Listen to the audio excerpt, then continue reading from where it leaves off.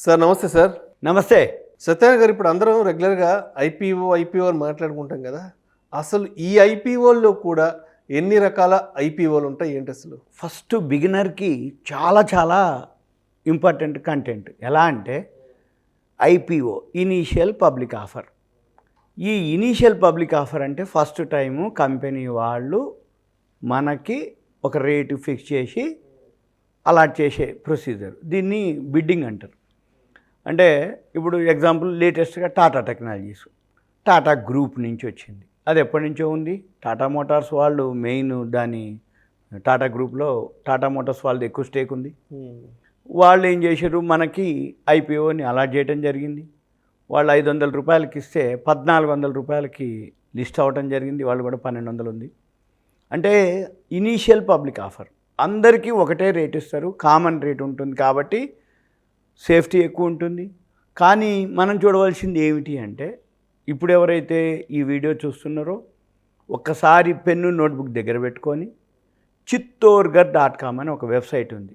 చిత్తోర్ఘర్.com ఆ వెబ్సైట్కి వెళ్తే అక్కడ హోమ్ పేజీలోనే ఐపీఓ అని ఉంటుంది. ఆ ఐపీఓ క్లిక్ చేస్తే కరెంటు ఏవైతే ఇష్యూలు ఉన్నాయో ఆ ఇష్యూల గురించి ఐపీఓ లిస్ట్ అంతా వస్తుంది. ఈ లిస్టును చూసుకొని మనము ఆ కిందనే కంపెనీ యొక్క profit and loss, balance sheet, company ఏ ప్రైస్కి ఇస్తుంది, ఫేస్ వాల్యూ 10 రూపాయల, 2 రూపాయల, రూపాయ ఫేస్ వాల్యూ తోటి, ప్రీమియం ఎంత ఎక్స్ట్రా తీసుకుంటుండు, ఎప్పుడు అది బిడ్డింగ్ ఉంది.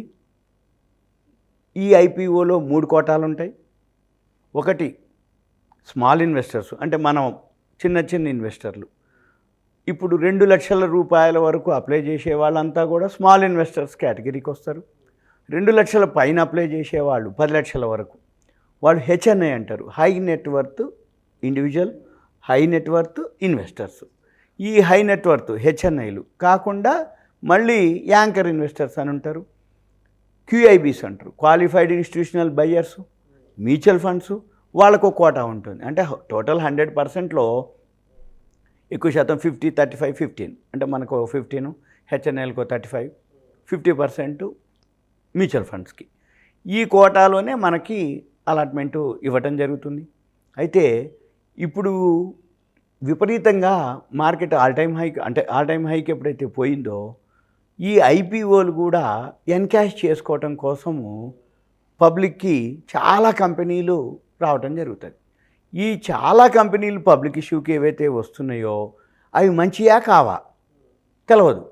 మంచిదా కాదా తెలవాలి అంటే ఆ కంపెనీ ప్రాఫిట్ అండ్ లాస్లు, బ్యాలెన్స్ షీట్లు చూడాలి. ఏదైతే ప్రాస్పెక్టస్ ఉందో సెబీకి ఫైల్ చేస్తారు ఫస్ట్ ఆ ప్రొఫైలు. మనము sebi.gov.in వెబ్సైట్కి వెళ్ళి అక్కడ పబ్లిక్ ఇష్యూస్ క్లిక్ చేసి ఈ ప్రాస్పెక్టస్ ఏ కంపెనీలది, ఇప్పుడు టాటా టెక్నాలజీస్ ఉంది, ఎప్పుడో 7 నెలల కిందటే సెబీకి ఫైల్ చేసాం మేము ఐపీఓకి వస్తామని, రాలే, ఇప్పుడు వచ్చిండ్రు. మన ఏప్రిల్ మే ఆ టైంకే వచ్చి మార్చి 23కి ఎప్పుడు ఫైల్ చేసి డాక్యుమెంట్స్ ఇచ్చేసారు. అప్పటికి ఇచ్చేసారు, మేము వస్తున్నామని. సెబీ అప్రూవల్ కూడా ఇవ్వడం జరిగింది. ఇప్పుడు 9 నెలల తర్వాత వచ్చిర్రు వాళ్ళు. అంటే మళ్ళీ 6 నెలలే ఉంటుంది జనరల్గా. ఎప్పుడైనా కానీ సెబీకి ఫైల్ చేసిన తర్వాత 6 నెలల లోపల వాళ్ళు రావాలి. ఈ 6 నెలల లోపు రాకపోతే మళ్ళీ 6 నెలలు అయిన తర్వాత మళ్ళీ బాబు మేము ఇట్లా డిలే జరిగింది అని మళ్ళీ ఒక లెటర్ పెడతారు, మళ్ళీ అప్రూవల్ తీసుకుంటారు, మళ్ళీ ఒక టైం తీసుకుంటారు. ఇప్పుడు రావడం జరిగింది ఏది టాటా టెక్నాలజీ. అలాంటి కంపెనీలు చాలా కంపెనీలు సెబీకి ఫైల్ చేసి ఉన్నాయి. సెబీకి ఫైల్ చేసిన తర్వాత అప్రూవల్ వచ్చి మార్కెట్ కండిషన్ అనుకోండి, మార్కెట్ సినారియో అనుకోండి, మార్కెట్లో బాగా ఉన్నప్పుడే ఇటువంటి వాళ్ళు రావడానికి జరుగుతాయి. ఒక టాటా టెక్నాలజీస్ కాదు, చాలా కంపెనీలు కొన్ని వేల కోట్లు ఇప్పుడు ఐపీఓలకు వస్తున్నాయి, మొబిలైజ్ చేస్తున్నాయి.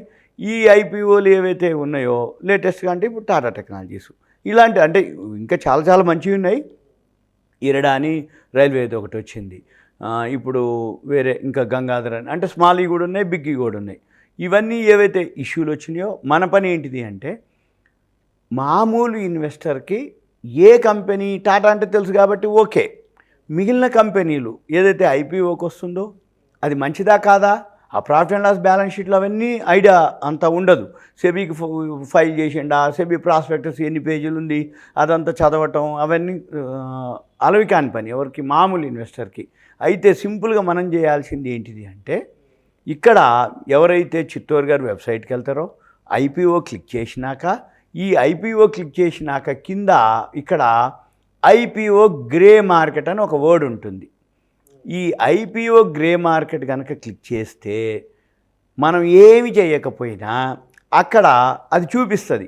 ఇప్పుడు టాటా టెక్నాలజీస్ ఉంది, టాటా టెక్నాలజీస్ మనం అప్లై చేయాలనుకుంటే బాబు 500 ఐపీఓ ప్రైసు, ఒకవేళ నీకు టాటా టెక్నాలజీస్ కనుక అలాట్మెంట్ వస్తే 1 టైం వస్తుందని అక్కడ చూపిస్తుంది. అంటే ఎక్స్ట్రా 500, 400, 450 దాన్ని గ్రే మార్కెట్ అంటారు. ఈ గ్రే మార్కెట్ ప్రీమియం అంటే ఏంటంటే, ఇష్యూ కనుక అయిపోయినాక అలాట్మెంట్ కనుక వస్తే మీకు ఇంతవరకు రావచ్చు అనేది గ్రే మార్కెట్. ఇది అనఫిషియల్ మార్కెట్. కానీ ఈ అనఫిషియల్ మార్కెట్లో కూడా ఎనలిస్టులు ఉంటారు, ట్రేడింగ్ జరుగుతూ ఉంటుంది. అది అనఫిషియల్ ట్రేడింగు. కాకపోతే ఏం జరుగుతుంది అంటే ఒక అవేర్నెస్, ఓహో టాటా టెక్నాలజీస్ నేను అప్లై చేయాలి, అప్లై చేస్తే అలాట్మెంట్ వస్తే మనకు ఒక 1 టైం అన్నా మనకి అన్నట్టు లాటరీ టికెట్ మాదిరి. అయితే అక్కడ ఏమవుతుంది, ప్రతి ఇష్యూకి ప్రతి షేర్కి ఎంత ప్రీమియం వస్తుందో కూడా అక్కడ చూపిస్తారు. అంటే 100%, 50%, 40%. ఇక మనం మిగిలినన్నీ చదవకుండా సింపుల్గా ఐపీఓ గ్రే మార్కెట్ ఒకటి చూసుకొని చేస్తే అలాట్మెంట్ కనుక మీకు వస్తే లాటరీ టికెటే. ఎలా అంటే వాళ్ళు 400, 500 అన్నారు, 90%, 100% చెప్పారు. ఏది గ్రే మార్కెట్లో టాటా టెక్నాలజీస్ మీకు అలాట్మెంట్ వస్తే 1 టైం కాదు, 1400 అయింది. అది 500 షేర్ 1400 అంటే నియర్లీ 290, 280% వచ్చింది. డబల్ కాలే, ఎక్కువైంది. ఇంకా అంటే దానికంటే ఎక్కువ ఉంది. అయితే మరి అప్పుడు 1 టైమే అన్నారు కదా, ఇప్పుడు 1000 కాకుండా 1400 ఎందుకు అయిందంటే ఆ టైంలో మార్కెట్ సినారియో తోటి గ్రే మార్కెట్ ఉంటుంది. కానీ ఇష్యూ అయిపోయి లిస్ట్ అయ్యే టైంకి మార్కెట్ ఇంకా కనుక పైకి వెళ్తే ఇంకా ఎక్కువ ప్రైస్ పలుకుతుంది. సపోజు ఒకవేళ ఆ టైంలో మార్కెట్ కనుక గ్రే మార్కెట్ ప్రీమియం 100 అన్నారు, ఇష్యూ లిస్ట్ అయ్యే టైంకి సపోజ్ మార్కెట్ ఫాల్ అయింది అనుకోండి, ఉదాహరణకి కొంచెం తక్కువ ఉండొచ్చు. కాకపోతే ఏంటంటే ప్రిన్సిపల్ సేఫ్ ఉంటుంది. ఎందుకు అంటే ఈ మధ్యకాలంలో ఏ కంపెనీ చూసినా 100 రెట్లు 1000 రెట్లు. ఇప్పుడు టాటా టెక్నాలజీస్ ఉందనుకోండి ఎగ్జాంపుల్, హయ్యెస్ట్ అనమాట. అంటే ఎల్ఐసికి అప్లికేషన్స్ ఎవరైతే అప్లై చేసిన వాళ్ళు ఉన్నారో ఇది హయ్యెస్ట్ అనమాట. ఇంకా అంటే అంతమంది బిడ్డింగ్లో పాల్గొన్నారు. ఆటోమేటిక్ ఏమవుతుంది, అలాట్మెంట్లు ఎవరికి రావు, ఎవరో కొద్ది మందికి వస్తాయి. ఆ కొద్దిమంది ఇక మిగిలిన వాళ్ళకి ఒక ఉంటుంది ఏమని, ఎగ్జాంపుల్ ఒక సినిమా రిలీజ్ అయిందంటే ఫస్ట్ రోజు చూడాలి, బ్లాక్లో పెట్టి కొనాలి. ఆ తర్వాత ఎట్లుంటుందో ఏమన్నా తర్వాత సంగతి, ముందు కొనాలి. అట్లా ఈ టాటా టెక్నాలజీస్ ఐపీఓలు ఏవైతే ఉన్నాయో ఆ అలాట్మెంట్ రాని వాళ్ళందరికీ ఒక యాంగ్జైటీ ఉంటుంది. అబ్బా నాకు మిస్ అయిపోయినా, నేను ఎట్లయినా కొనాలని. ఇప్పుడు సపోర్ట్ ఇరడా ఉంది, అది 32 ఇవాళ 80 రూపాయలు 70 రూపాయలు ఉంది వాడ.